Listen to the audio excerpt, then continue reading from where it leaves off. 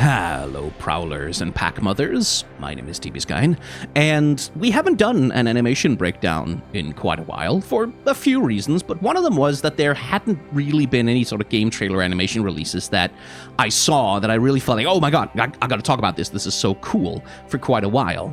That has changed today with the release of the cinematic trailer for Naafiri, the latest champion to join League of Legends. Well, I say release. It was accidental. Riot Latin America, I believe, accidentally put the trailer up a lot earlier than they were supposed to, I think on their Instagram or something like that, and once it went live, obviously you can't really put the genie back in the bottle, so Riot, the rest of them, just like, okay, fuck it, just release it now, I guess, which sucks a little bit for the people who are involved, because, like, when they do these champion rollouts, they have, like, a lot of people that put in a lot of work, sort of, like, creating the marketing plan for how they're going to reveal a champion sort of slowly over time, and it seemed like it was built to tie in with a release in Legends of Runeterra as well, which also had an unfortunate incident where someone at Legends of Runeterra forgot, like, when Legends of Runeterra new sets come out, they have an API hookup for content creators and websites that they can sort of hook into to get all the metadata and the champions and the card art, and Riot made that public also a lot sooner than they were supposed to, which is how we got our early look at Nidalee's new rework. Anyway, Naafiri. So, a bit of history to this champion, and her trailer, even though this still maybe doesn't communicate it, goes quite hard. So hard, in fact, that we have to put an epilepsy and photosensitivity warning on both the cinematic trailer, if you go and watch that one, but also on this animation breakdown, because while I am going to go through this trailer a lot slower than the trailer itself plays, we are going to be looking at a lot of flashing images back and forth. We're going to be swapping between images quite rapidly. So if you have any tendency towards photosensitivity, maybe be careful watching this video as well. And in order to understand Naafiri, in order to understand the trailer that's we're about to look at, we do need to establish a little bit of background for her. So Naafiri is a Darkin, right? And Darkin are corrupted Ascended. We're going to dive into terminology here. The Ascended are people like Nasus, Renekton, Azir, to an extent also Xerath, who have been sort of infused with solar magic from the sun disk in ancient Shurima, and they get turned into furries. Like, that's basically what happens. Like, you go into the sun disk, poof, you get combined with some animal things, and now you are a super powerful magical furry who acts as a god warrior for the Empire of Shurima. Unfortunately, the Empire of Shurima comes in. First of all, like, god warriors live forever. They live for thousands of years. They're immensely powerful. And so over the course of very long lives of near constant conflict and power struggle, that fucks them up a little bit. Like, it messes with their heads. It changes who they are inside, and they start to act a little, you know, the way that you might expect someone to act if they were, like, a demigod with near infinite power and imperial ambitions. Badly. Like, they get into a bunch of civil wars. They get into a lot of scraps with each other, which is all exacerbated by the conflict that they have with the Void. When the Void invades Acacia, the Ascended are sent against the Void to face it, and fighting the Void in that way is not an experience that a mortal mind is really meant to have. It is bad for your brain. It drives you a little itty-bitty teensy bit over the edge into paranoia, and, like, it's deeply traumatizing. And so all of that combines over the course of these very, very thousands of years long lives to turn the Ascended slowly from the sort of magical god furries that they used to be into what becomes known as the Darkin, which are corrupt, twisted, evil, bloodthirsty, violent, dangerous versions of themselves that start all kinds of civil wars in Shurima until they, like the aspect of Twilight, who at that point is not Zoe, but her predecessor, concocts a little plot along with a few people in Shurima and one Ascended who's kind of tired of the whole thing to trap them and destroy them forever. And so the Darkin are ensnared into weapons and buried in various places in the world. Varus, the bow, is buried in Ionia. Aatrox, I think, ends up somewhere around Mount Targon at one point or another. And Naafiri, it seems, is hidden deep in the Shuriman deserts. Kayn, Rast is imprisoned in Noxus, where Kayn finds him. And Naafiri is hidden somewhere deep in the Shurima Desert. But the thing is, even though they're imprisoned in those weapons, they're still immensely powerful and have access to a lot of magic. So if someone were stupid enough to pick up the weapon, well, the Darkin is going to attempt to use all of its power to surge into whoever has taken hold of the weapon and steal their body and use it as a vessel to emerge back into the world once again, to be free of their imprisonment. Because being imprisoned in the weapons is also intensely traumatizing. It's actually a horrifying state of like existence where you feel like you have to breathe, but you can't, and there's nothing but darkness and silence everywhere and your own thoughts. And if you're already not, you know, in a great mental place, you can imagine how much that messes you up. So that's only kind of make them worse, being imprisoned in these weapons forever. That's the background you need to know, because this trailer is composed of a hell of a lot of very sort of impressionistic, peculiar, disjointed, dreamlike imagery. And a lot of that dreamlike imagery sort of relies on these lore details from the plot. The other thing to know about Naafiri, by the way, is that she has possessed not only the wolf body that you see her in here, like the sort of demon wolf thing she's got going on, she also, to some extent, possesses and controls all of the other dogs in her pack, right? So Naafiri's body isn't just here, it's also here, here, here, here, here, here, here, and here. And I don't know exactly about her game mechanics, but I suspect that she's able to transfer herself between multiple bodies if she needs to, something along those lines. She certainly, her consciousness seems to be split across the whole of the pack to some extent or another. That's another thing that sort of comes through in the trailer. Now, a last little bit of Easter egg tidbit is that once upon a time, a long time ago, I think around 2012-ish or something like that, Riot had a champion in production called Omen, who looks like this. This is all the art we have available of him. He was cancelled because Riot the designers just couldn't figure out how to make him work or make him fun. He was very, very late in his production process. He was like quite late into it. They were already modeling skins and stuff for him. But they cancelled him because they just could not get him to be fun. And he was a Voidborn sort of dog-like monster champion who could sort of throw spikes and had this spiny look. And I don't know that there is a direct link from Naafiri to Omen. Like, I don't know that there's a direct aesthetic inspiration, but it is one of those little sort of Easter egg tidbitty things that, oh, hey, like this with the spikes going up along the back and being like a dog creature monster thing, and like her tail looking the way it does, like that. It's sort of like, oh, is that, are we finally getting a release of Omen? So if you see someone talking about that, this is the thing they're referring to. Anyway, once again, photosensitivity warning. Let's get into it.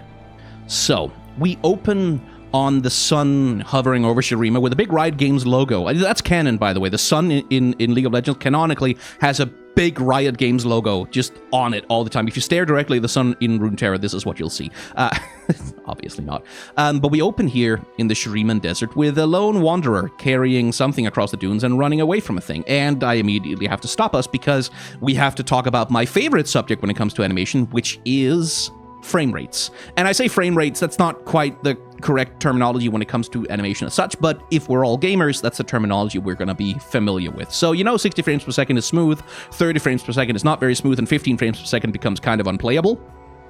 Yeah, that plays into animation as well, because notice how there's changes happening between these two frames that I'm swapping between. These two frames are consecutive, but notice what's not happening. The guy isn't moving. Even though he's running across the dunes, he's not moving at all. But if I advance one more frame, he moves. Then he doesn't move, then he moves, then he doesn't move, then he moves, then he doesn't move, then he moves.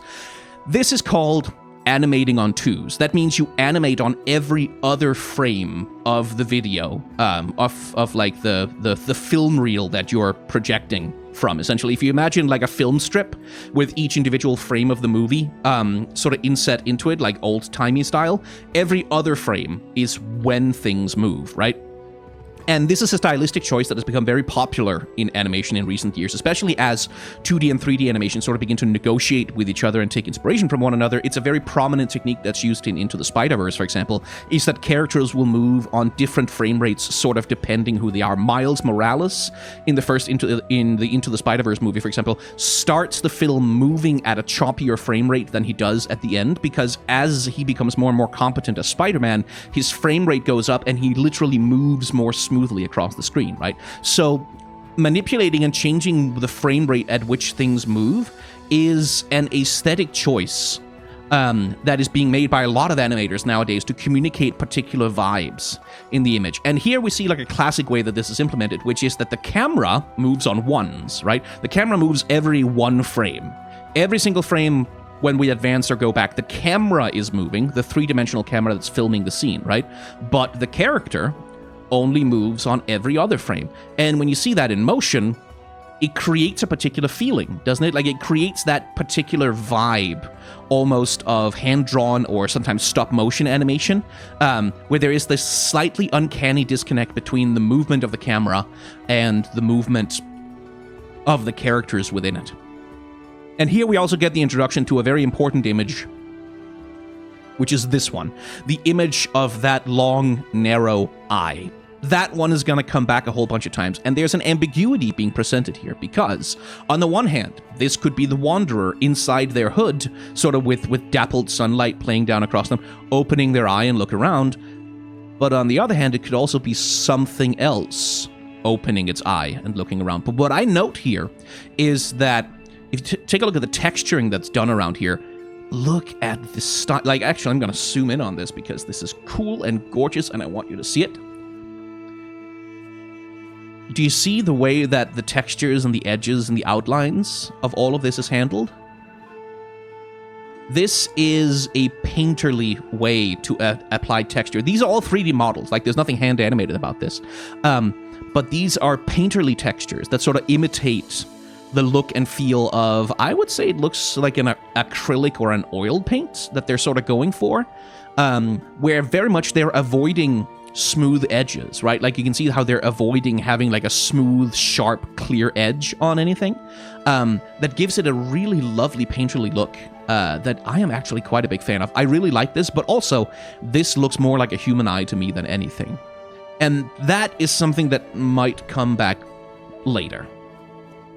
But our Wanderer, making a little move to sort of grab this thing, you notice that they're being very careful not to touch the thing directly, but only touch it through cloth. Because this is a darkened weapon, and if you touch the darkened weapon, you're going to get possessed. And our Wanderer here seems to have some consciousness that this is the case. And here you can also notice what we talked about, like frame rates. Here, all of a sudden the frame rate has changed. Rather than moving on every 2 frames, now there are parts that move on every frame, particularly like the smooth motion of this sword as it's being drawn, moving on every single frame as the sword gets swung into view. But, crucially, not everything in the scene is doing that. You can see, for example, the dangling, whatever this is, this little attachment that sits on the dagger. That doesn't move between these 2 frames. Like, gravity doesn't affect it and pull it down between these 2 frames. His coat doesn't really move between those 2 frames, but the sword and the arm that's holding it does. So the animators are literally moving different parts of the character on different frame rate timings to create different senses of smoothness, different senses of speed, and different aesthetics of motion in order to fit like what the animation wants to do, right? So here you can see that the sword is moving, like the arm that's holding the sword is moving at a higher frame rate than the body in the background, right? Because what we want here from this character is like this sense that they're holding out their weapon in front of them and they're kind of trembling a little bit. They're kind of going, oh shit, like that they have like a slightly nervous energy to them. Imagine if the sword had been held on every second frame, they would appear sort of more in sync with themselves and more in control, I think. And this is a really good little move. And you get that good little move as like the camera swings back and we're about to see what's after this guy. That like that little insecure step, right? Like where you can see he's sort of sinking into a fighting pose, and then it's like, oh no, you can kind of see that like he's having difficulty picking a target, and you get a sense of his nervousness just from that like he's kind of fidgety, and he doesn't really know like how to deal with the situation that he's in. Another instance of differential frame rate, you can see how, again, camera's moving every frame, but the dust that's being kicked up by the foot of the animal here only moves every other frame. And again, these very painterly textures, like you can see that it's a 3D model, and I think it's actually a fairly low poly 3D model. Like not, at least it has the look of that, because like the way that the textures are kind of smeared onto it has like this very tactile vibe. Like this looks like if you ran your fingers over it, it would feel rough to the touch, right? And I do love that, like, you look at the teeth here, and they're really gross. Like, they're really, like, with the browns, or, like dog teeth. Like, real gross and kind of ugly. And I like the way that as the lips pull back, like, it reveals that blood red in there. Like, where I think it would probably have been easy to make that brown as well, but that they took the time to sort of put that little ugliness in there. And then we have these things, these strands of spit that extend between the teeth of the animal. It's hard to tell, but I'm not 100% sure if those are not actually hand-animated 2D objects. They could also be 3D objects that are just being projected onto the thing. But that would be a very common thing for this kind of animation style, is to have certain things hand-animated in 2 dimensions. Like, for example, these little dust particles. They definitely could be created in a 3D animation program and just projected into the air. But it is the kind of thing that, for example, Studio Fortiche, who does Arcane, they're not the studio responsible for this thing. I believe that's another studio called We Are the World, something like that. I should have really looked that up before I did this, but I got excited.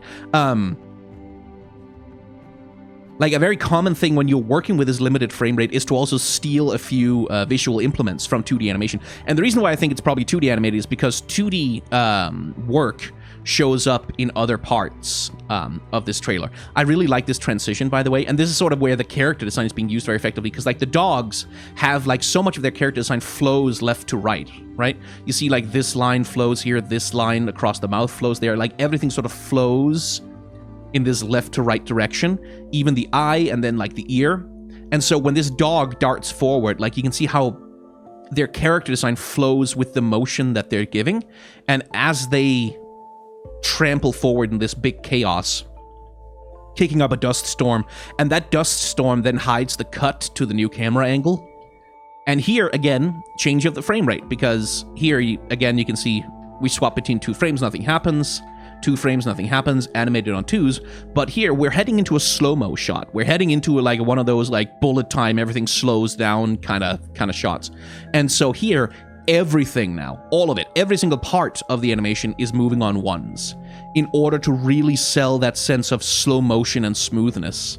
And now, as we sort of transition out of, like, that very slow-mo thing into something that moves at real speed, we still stay on the 1s because we're still moving so fast that staying on the 1s helps with the readability of the motion. This is one of the risks, by the way, when you're working with, like, trying to animate, especially in 3D, but in any animation on 3s and 4s, on lower frame rates, is that very sudden motion, very fast motion, like very rapid changes in posture and stuff like that, the less smooth, like the fewer transitional frames you have between poses, the fewer transitional frames you have between movements, the more disjointed and hard to read visually the animation can become. So swapping over to animating on 1s for, like, this sudden, like, burst of chaos when, like, one of the dogs grabs the thing and he sort of recoils back and accidentally throws the knife into the air, that's a good way for things to stay readable. But now that we're in this really steady shot, like where the camera's just rising and this thing is just staying in one place in the frame the whole time, you can see that we swap back to animating everything on 2s in order to keep that aesthetic of movement intact, right? And so there's this balancing act happening in the animation all the time between keeping, like, maintaining the aesthetic of animating on 2s by making sure that a lot of shots are animated on 2s, while also just negotiating with the frame rate and, like, animating it a little bit more smoothly when it's needed in order to keep the visuals readable. And so here we return again.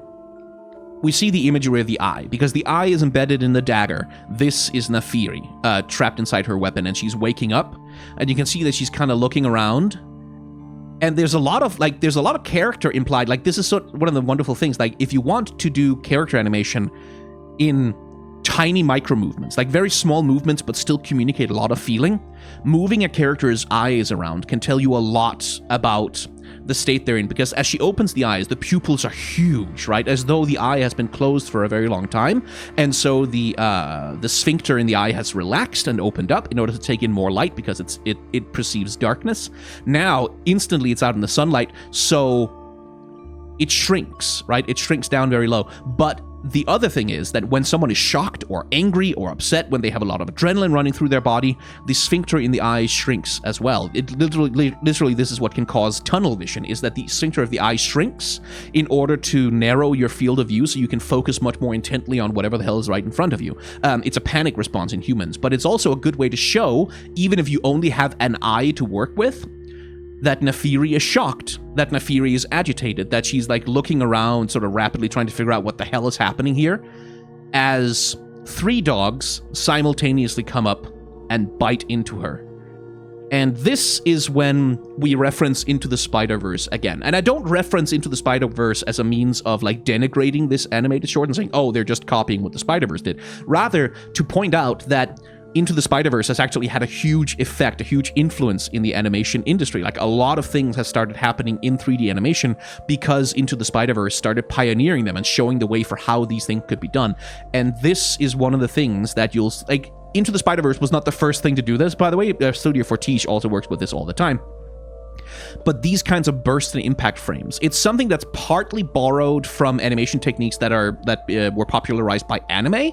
But here, it also serves, it's not just an impact frame that lasts on the screen for like 1 second. It's this transitional reality. As the dogs bite, you can see that there's this bright flash of color and like wild impressionistic lines just all over the screen as the dogs themselves disintegrate into these abstract shapes. And the whole world shatters, right? We use these we go from all this, like, this desaturated brown and gray and, like, very sort of dusty desert look where there isn't a lot of saturated color, really. All of the colors are kind of washed out a little bit into this, boom, everything is saturated at 100%. This very bright, loud universe. And that is also meant to communicate something to us about how the character is responding to what's happening to her. Remember what I said. When you grab a Darkin weapon, the Darkin will immediately have the ability to connect with you mentally, surge into your body, and take it over. Naafiri gets grabbed by 3 creatures at the same time. And so my interpretation of what's happening here is that Naafiri is experiencing the rather weird thing of being connected to 3 beings all at the same time, 3 minds, 3 souls, 3 existences, all of which she now starts to process and connect with as she also begins to do what Darkin do and try to surge into and take them over. It's a very peculiar experience. It's a very strange experience. And we get sort of first row seats into the mind of a Darkin, what happens to them, what the experience is like for them when they possess someone or something else. So the whole world shatters quite literally into 1,000 pieces, and then we get this strange and peculiar shot. And I think this is a memory. I think this is Naafiri's memory that we're sort of falling into here, because we're going to be in her memory a few times in this thing. And what we get is this shot of this weird, bizarre, fractured hellscape with a hole in the sky, which, by the way, notice the shape of the hole? Yeah, it's eye-shaped. Just keep that in mind. And a little bit of visual corruption there, unfortunately, in my video file. With these grasping hands and claws and legs and limbs reaching out from deep into the abyss. That looks more like a dog leg to me than anything. Like all these dead bodies sort of reaching up and out to her as we get, once again, this bright flash of color. We push in on Naafiri. And then I really like this. And all of these textures, by the way, like all of this stuff, I believe this is all hand-painted textures. I don't necessarily think that all of it is hand-animated in 2D necessarily. It looks to me like some of the textures are projected onto a 3D model and then moved around and corrected as the camera angle changes, which is also super fucking cool. But a lot of this is, as far as I can tell, hand-painted textures, hand-painted effects, overlaid over top of the movement that's happening, as we sort of spin wildly out of control, like the whole world fractures around us. And here, this is why the eye imagery is important. Pay attention to Naafiri's eye here. It floats up to this part of the screen, which then becomes the eye of one of the dogs. And then as this dog sort of flashes across the screen, boom, Naafiri's eye transitions into place, sort of more or less where the dog's eye is. And so the visual imagery here is telling us that, okay, she's not experiencing a connection with the mind of just one of these creatures. She's experiencing a connection with the minds of multiple of them. She's getting in connection with essentially a kind of gestalt consciousness, the consciousness of the pack, rather than the consciousness necessarily of any one individual animal.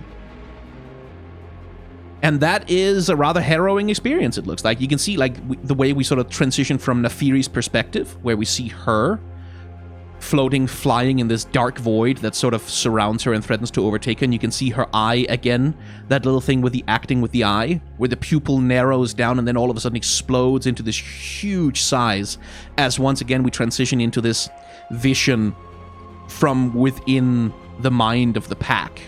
And then again here, eyes, we get one eye that divides like a cell by mitosis into 2 eyes, and then 1,000 eyes, and then 100 eyes, and then it resolves. You can see how it all sort of like gets sucked back into her, and then in the reflections, in the many shards of glass, like those shards of the world around her, again, eyes staring, eyes looking, because her character design right now is essentially an eye, right? Like, that's the only part of her body that can emote. That's the only part of her that is her.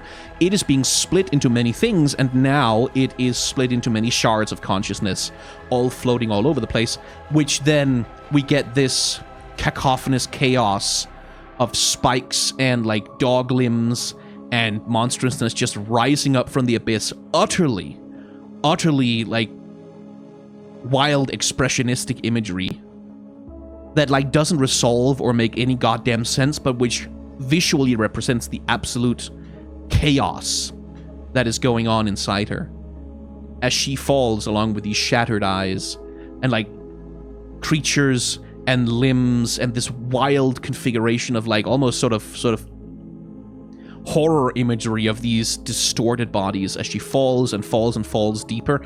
And then we get this. This is the void, right? This is the thing I talked about, is that one of the Darkin's deepest traumas, and one of the things that really fucked them up as people, is that they went into the void to fight it. Like, they fought the void, and that is not an experience that you can come back from unscarred. So as we're falling and falling and falling deeper into this weird mental delusion that Naafiri is going through, we're also flashing back to her falling and falling and falling deep into the void, like one of her worst, most traumatic memories.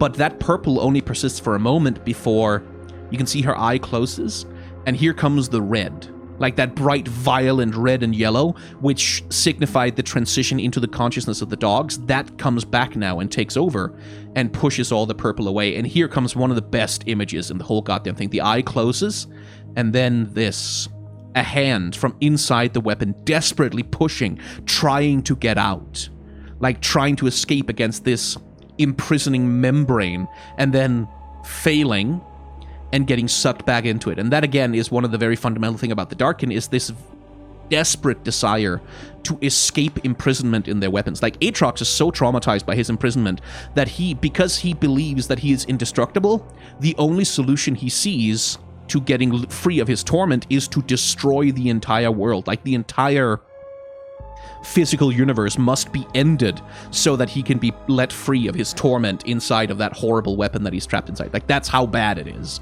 So this is some pretty fucking powerful imagery to sort of get you into the feeling that Naafiri has inside the weapon, this desperation to break free, which then resolves into this. A pack howling in unison together at, well, the moon, right? But also an eye hovering in the sky. And here again, we see her memories. These are the armies of Shurima marching against the void, I believe. And again, as the memory flashes in her mind, you can see how desperately she's pushing to try and escape it. She's trying to get away from it. Because these are traumatizing and horrible memories that she kind of can't handle. And you can see, rather than a human hand now, we get this. You can see how it starts as a human hand, and then the claws extend from it. You can see that she begins to change. It begins to change her. And now we're back to the eye imagery once again. Naafiri, her human consciousness, essentially, like the part of her that's still human, in the center, in the eyeball, like in this dark void, and then on all sides, this assault from the consciousness of the pack. Like, all of these animalistic, bestial impulses reaching out, grabbing at her, trying to grab hold of her, as we recede once again back into the dagger, and as her claws become ever more animalistic, falling deeper into this clawed, fanged, bizarre, mysterious void. Oh, hey, look, there's another eye down there that just opened up. here we have the Shuriman sun disk. This is the symbol of the empire of Shurima. It is the thing that symbolizes Shurima more than anything else. It too, again, becomes an eye, a staring eye, and now, oh, it's just an Ayapalooza. As this great fanged mouth of this beast creature down there opens up, we push in on a fallen, broken statue in the sands of Shurima, which again is like a signifier of like the fallen empire of Shurima, the fallen glory of Shurima. This might be Naafiri, what she looked like before she became a Darkin. This broken statue lying in the sand, very, very sort of Ozymandias, right? Like this signification of a dead, decaying, broken empire. And this all ties into the voiceover that happens over the course of this thing as well, by the way, where Naafiri is talking about, like, alone. When you are alone, you are weak, you are prey, you are hunted. Specifically, she's alone and she's weak and she's hunted by her memories, by her traumas. But in a pack, when you're all together, when you have like this group of allies, this group of united beings behind you and around you, you become powerful, you can become a hunter. So she is scared and afraid and traumatized by this thing, the fall of the Shuriman Empire, her own descent into madness after the confrontation with the Void. But what the pack gives her is a means to overcome that, is a means to transcend her horror and her misery. And that's something, by the way, that also has shown up in Varys. Varys, who possesses the body of Valmar and is imprisoned inside of Valmar along with the soul of Kai, has found that by being in unison with the two souls that are trapped inside the body with him, he's become more stable and more able to think and less defined by his traumas and less defined by his, like, incoherent rage. So unlike Aatrox, who's still very much just, I want to destroy absolutely everything because I am so fucked up that I cannot even exist in the world without suffering, Varys has found a lot more stability in that by being united with someone. So that's something that comes back in Naafiri as well, as we see, like, she's falling into this deep, dark void of, like, with the jaws of this creature snapshot around her, and then out of the darkness comes her clawed hand, like reaching up, grabbing for something, and then a moment of complete darkness. Well, not complete, because they shuffle a bunch of little textures across the screen still to sort of create some movement in the frame, and we see something very important here. The dagger is lying on the ground, desaturated, completely gray, none of the color left in it, no eye on it, and this chain that was attached to the dagger, this earpiece, this earring thing, which is very much an identifying character design feature of Naafiri, is broken. And so it is as though, hey, if we are inside Naafiri's perspective, then now we're looking at her having escaped from the dagger. She has achieved the thing she wanted. She's free of it. But also, look at the shadow of her hand here as it reaches towards the dagger. Bestial and clawed. But also, now, we're very much in the space of her memories, because this looks to me like a Shuriman temple, right? Like, this looks to me like some imagery from her past life, where she begins to run through this thing, and what's behind her? Well, the pack.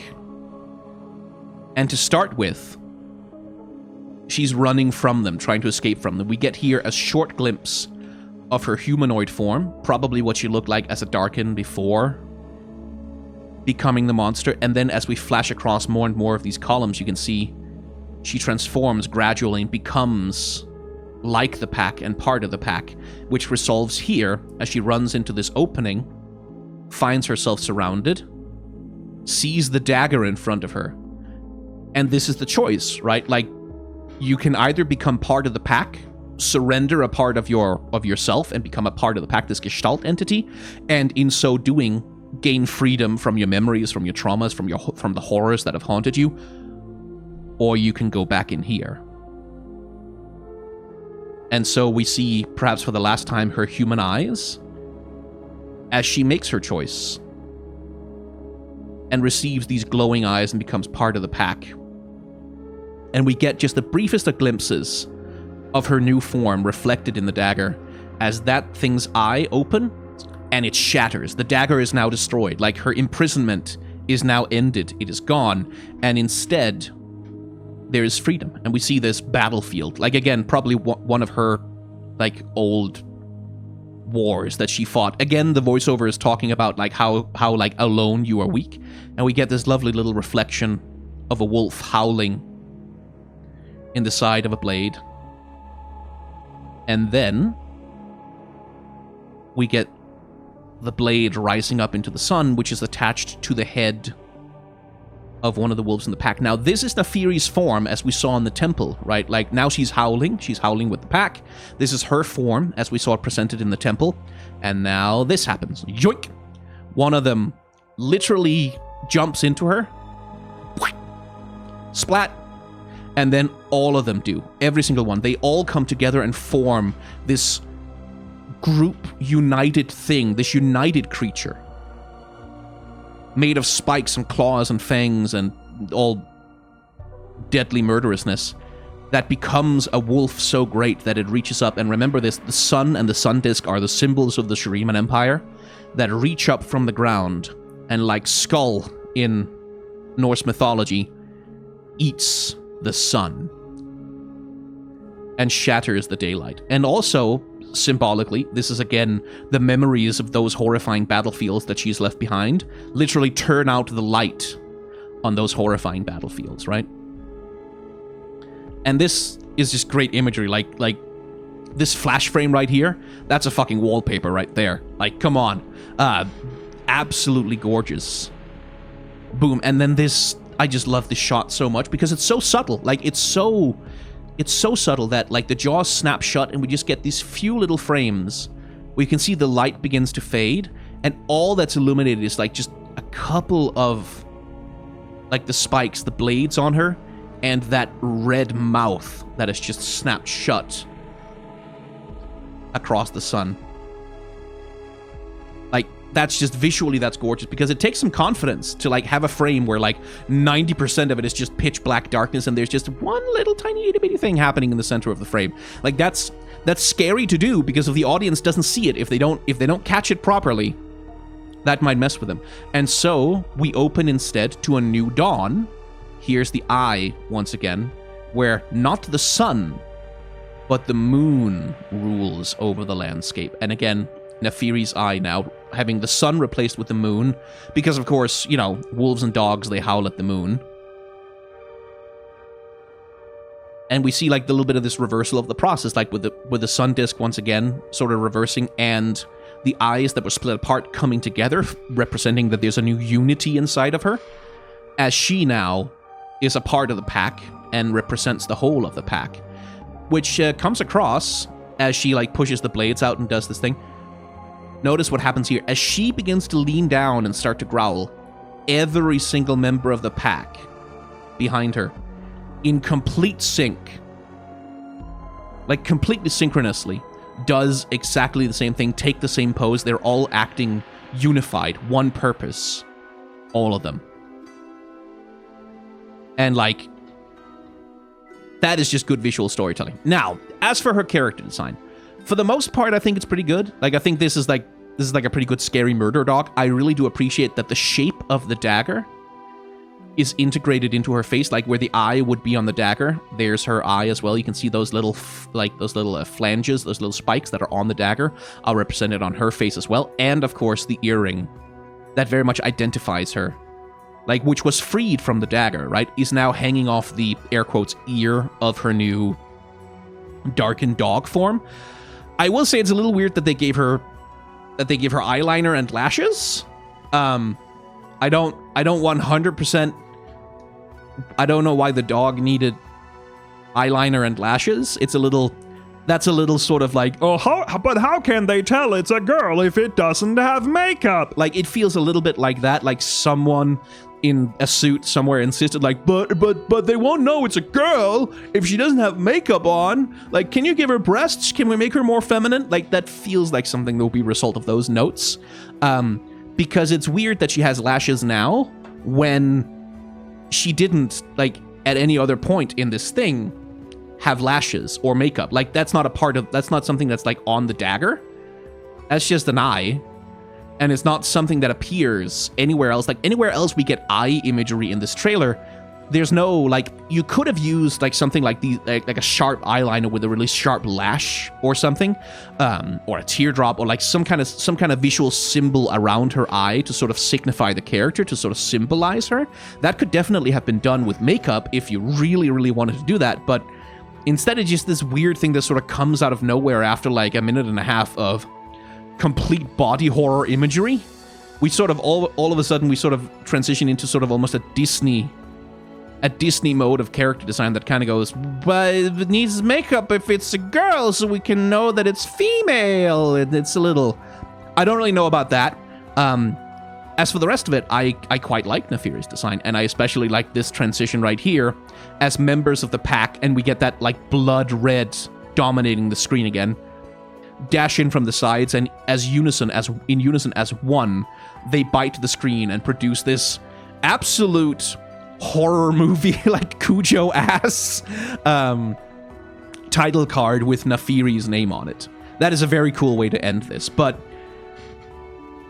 yeah, I got very, very excited when I saw this short. Oh boy, okay, wow, that more corruption in my video coding. I got very, very excited when I saw this trailer, because this is the kind of shit I love in animation, because this is something that would be like, you can't really do this with another medium in the same way. Like you cannot really do this with live action, right? Like you can't really do this in any other way than with the language of animation, is to do something so wild, so impressionistic, so like overwhelmed with detail and like abstraction that still makes sense as a piece of storytelling. Like this is something that at least I believe only animation can really do something like this.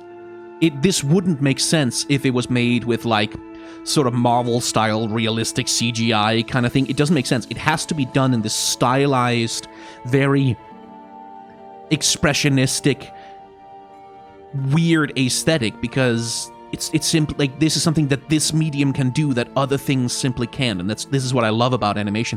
And I love like the subtlety of this storytelling. I mean, it's not that subtle, really. It's very on the nose and very open and very loud and very out there, but there's a subtlety in the way that it's all pieced together. There's a subtlety in the way that it chooses to overload you with information at certain points in time. Like, because like we start on this scene that's sort of like relatively slow, and like this is very sort of pedestrian. This is like very normal filmmaking to a large extent, right? Like this is a camera pulling back, like we have a scene, we have like characters and things. This is very normal visual filmmaking. But then the moment this happens, boom, all of a sudden, yeah, no, like we're not adhering to any of the normal rules of filmmaking. Now we are in the realm of like complete abstractionism, and it's very loud and chaotic and very fast, and like happens all in one succession. And then after like this long period of like being just overwhelmed with visual impressions, we cut to this thing, which is much calmer, much more slow. Like there's still some weird shit going on, but the camera is calmer. Like everything is sort of more rational. It's more readable. It's still impressionistic and sort of theater of the mind, but it's more comprehensible as like a three-dimensional space that's being moved through. And then we go back to like these bizarre visual images that sort of just flow together in this incoherent madness. And it's just like, ooh, like as a picture of someone whose entire being is being reconstituted from scratch, like whose entire nature is being changed, who's going through like a rebirth, a remaking as a creature from like one form to another. And like what it means for her emotionally, what it means for her internally, like why it is that she consents to be transformed by the pack. Genuinely very astonishingly good storytelling going on here. Like, and it's the kind of thing you have to watch it multiple times. Like I had to watch it like 5 or 10 times to pick up on half of the things that I think I've picked up on. And obviously I may be wrong about some of them. That's the beauty of interpretation, but that's what got me excited about this. Is like I saw this thing for the first time and I immediately went, I have to see it again. I have to see it at least a couple more times, because there was a million things in here, a million things that inform how it feels, how you read it, how you understand what's happening, that you can only kind of catch upon a rewatch or upon multiple rewatches. And that is the kind of shit that excites me about animation. Like, again, to return to Spider-Verse, that's why Into the Spider-Verse is so fucking good, because you can watch that movie 10, 15 times and notice something new every single time. You can go through that movie frame by frame dozens of times and find new things every time, because it's so dense with imagery and meaning. Like, so much is packed into every inch of it. that it's such a delight for an animation nerd like me to go through. I really, really, really like this trailer. Like, I really think it's good. I don't know that it should necessarily be the standard style for Riot for every champion coming out, because the trailer should really match the vibe of the character in question. But it's the kind of thing I hope they do more of. Like, it's the kind of experimental, wild abstraction that I really hope they're gonna do more of for the extended media around League of Legends. Like, if something like this showed up in the Riot Forge games, for example, I wouldn't be mad about that. Like, if they had the guts to go with something that is this alienating and weird, rather than something that's easily readable to like a general audience. And that's, of course, that's a difficult pitch to make with a company like Riot, because like we have 100 million players, and their primary priority is to make sure that as many of their players as possible can enjoy every single product that they put out for, obvious business-related reasons. Which, that's the table stakes of capitalism, but I really... Like, this is the shit that excites me, right? Like, this is the kind of imagery, this is the kind of creativity that I really want Riot to sink more money into exploring, because it produces just so much fun for me. Like, it produces a lot of fun for me, and I also think it's better as storytelling. I think it's more emotionally impactful than a more literal presentation of this same story, right? Like, if it's the same story of like, oh, hey, I was a dagger, I was trapped there and it really sucked and I was traumatized, but then I got eaten by some dogs and now I have a better life as part of the pack, and that has sort of helped stabilize me. If that was presented more literally, like in voiceover, she was just kind of talking about how, oh yes, becoming part of the pack, like as though it was a therapy session, that would still be interesting psychologically for the character, but it wouldn't be half as interesting to be told that story as it is to see it play out in this way. The cost they pay, of course, is that this shit is kind of alienating. Like, to a lot of people seeing this, you're just gonna, what the fuck is going on? This is so fucking weird. I don't understand this. And because it's a trailer for a video game, they're very rationally and reasonably, like completely understandably, not gonna bother giving it the time of day to watch it multiple times or watch an animation breakdown like this, because like it's just kind of weird and like alienating and sort of pushes you away, because it denies you access to obvious answers. Like, it sort of refuses to communicate what it is with you directly. It sort of tells you to, hey, you need to interpret this. Like, you need to do some of the work here. And that's not always a great choice for a game trailer. Like, that's something I will forgive them from a business perspective, is that doing this all the time would also not be a great choice from a marketing perspective, because a lot of people would just find it weird and alienating and pretentious without being enriching, right? And that's okay. Like, you don't have to find this shit as fascinating and fun as I do. Like, that doesn't make you a better or more cultured person in any way. It's just, I find so much delight in going through these things and watching them and viewing them multiple times and like picking up on these visual ideas that these artists are using to try and communicate not just literal information, but vibes, feelings, emotions. So I really hope to see more of that.